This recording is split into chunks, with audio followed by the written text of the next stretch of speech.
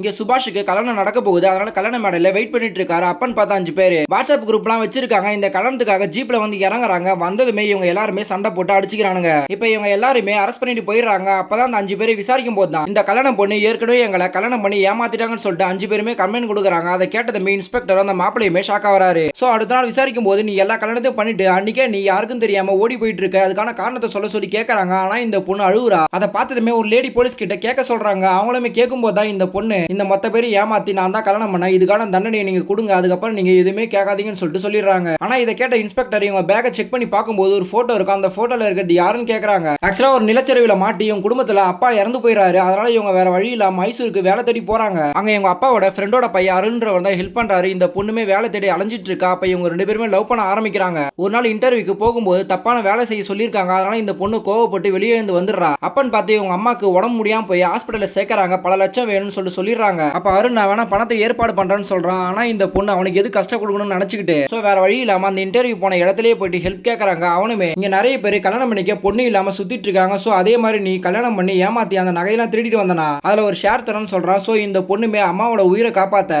அந்த கல்யாணத்தை பண்ணி ஒரே நாளே நகை எடுத்துக்கிட்டு ஓடி வந்துடுறா. அது மூலியமா அவங்க அம்மாவையும் காப்பாத்திடுறா. இப்ப இதோட முடிஞ்சது வேற ஒரு வேலைக்கும் போயிடுறா. அப்பன்னு பார்த்தா அவன் விடாம இந்த பொண்ணோட வீட்டுக்கே வந்து இதுக்கு முன்னாடி பண்ண கல்யாண போட்டோவை காமிச்சு இன்னும் நீ எனக்கு நிறைய வேலை செய்யணும்னு சொல்லிட்டு மிரட்ட ஆரம்பிச்சிடறான்.